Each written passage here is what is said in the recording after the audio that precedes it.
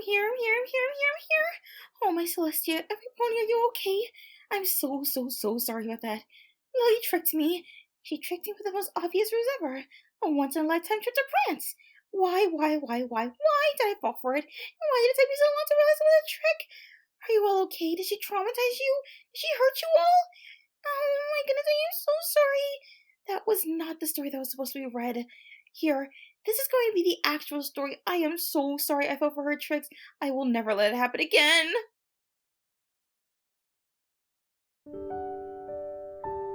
Celestia hummed along to a song in her head, bobbing side to side in time with an imaginary beat. As she strode through the sand, a chilly breeze ran up the shore over silver shoals.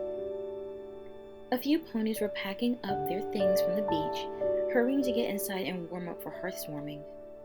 She smiled as she watched the elderly ponies playing with their grand foals, a few chatting with their mature children about the joys of adult life, like taxes and job hunts.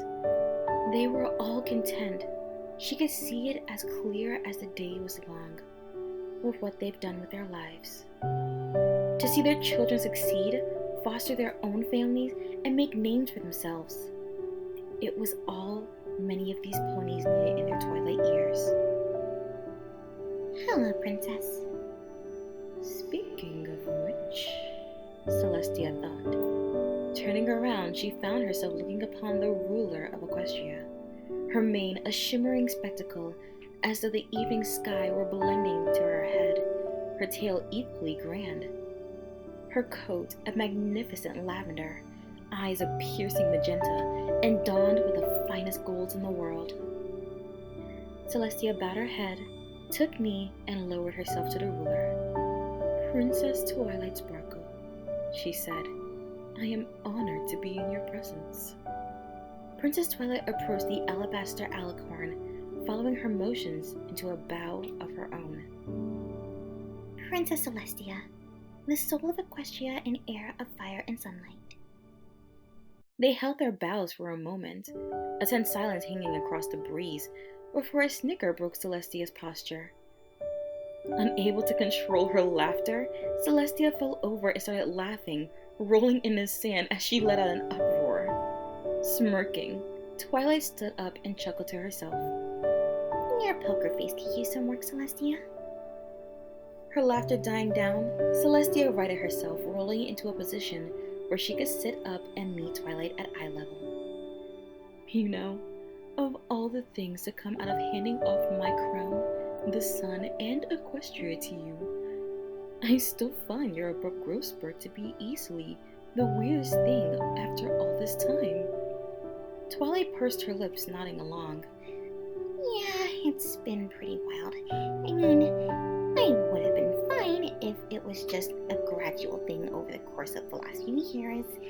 I wouldn't mind, but nope, just poof, boom, surprise, Twilight said, stomping on the sand to emphasize her point. Just wake up looking like a clone of you. Celestia furrowed her brow, frowning at the princess.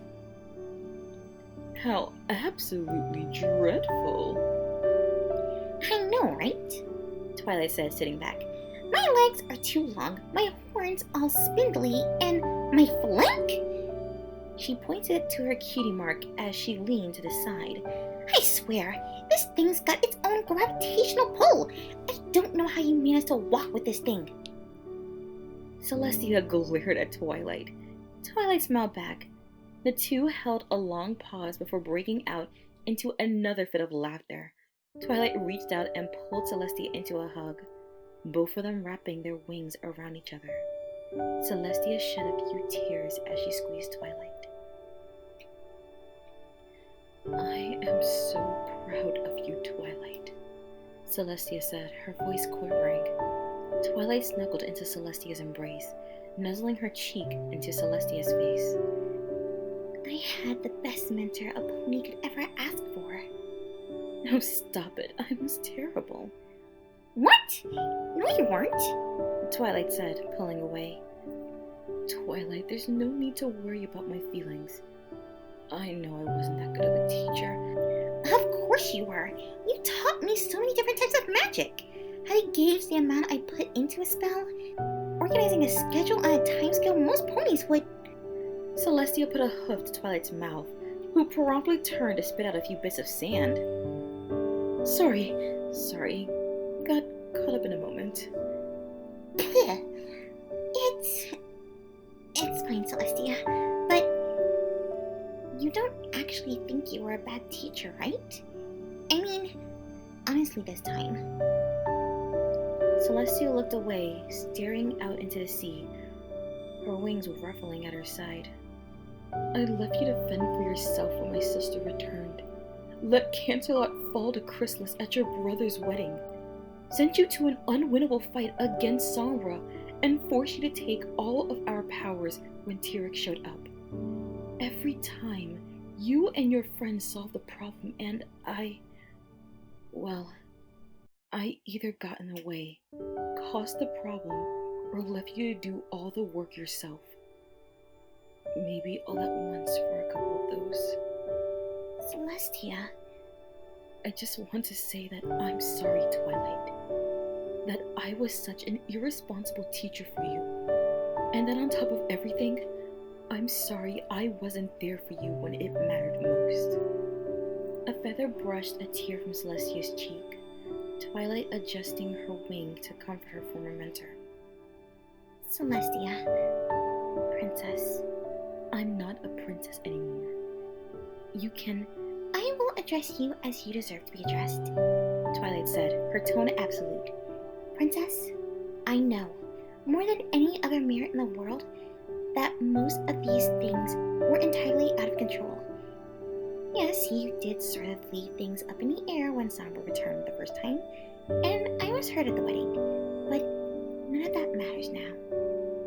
Twilight placed a hoof on either side of Celestia's face, pulling her close, and at this distance, the white mirror could see tears form in her student's eyes. What matters is how much you cared, and what you did to help me grow, Twilight said, her voice wavering. You made sure I was as prepared as I could have been when I went to Ponyville, and I don't regret a thing that's happened since. The friends I made, the things we've done, the precious time we spent together, none of it would have been possible without you, or your want to see me change. And I love you for all of it. Twilight pulled Celestia into a hug, openly crying into her coat. I'd never have found them, my calling as a princess, or what my destiny really was, if you hadn't motivated me to go through it. When I tried to use that wanted needed spell, I wasn't scared of just being tardy. I was afraid I'd disappoint you. You helped me find my way when I was a filly scared of her own power, when I was lost after Discord broke free, scared of never becoming a meaningful princess before Tyrek. And now, after all this, I want you to know that nothing, and I mean nothing, in my life would have been possible without you being an amazing mare with so much involvement in my life. And I love you, Princess. Celestia felt that she couldn't hold back any longer and wept openly as well, tears dripping down her muzzle to Twilight's fur. I love you so much, Twilight, Celestia said, her voice quivering. Thank you so much for reminding me that everything was worth it. It was all worth it to see you grow up into the perfect mare you are now. The two alicorns sat there, holding each other as the sun sailed past the horizon, signaling the end of Hearthswarming Eve. Eventually, they pulled away, wiping their tears and smiling. Thank you, Twilight. I needed this, Celestia said. I needed it too, Celestia. And I think you'd like this too. Her horn alight, Twilight teleported a box before Celestia, wrapped in red paper with a green bow on its top. Ah, you know you don't have to do this, Twilight. Just visiting is a gift enough. But I must ask, you got something for Luna too, right? Spike's giving her the present now, I'd assume. Oh, I hope he stays long enough to drop by and say hi to me at least. Haven't seen him in a good while. Anyway, I'm sure you'd like it. Celestia smiled warmly at the gift as she took it in her hooves, careful to open it up. She carefully pulled out the ribbons, opened the box, and... Dieting in your Twilight years, an elderly mare's guide to weight loss. Celestia read aloud from the cover of the book. Twilight began to snort and chuckle before she laughed again, Celestia picking up the book and whopping Twilight over the head. Ah! Assault! Assault on the princess! It doesn't count if you're acting like a silly filly. Their laughs echoed through the night, the last jingle across the chilled air.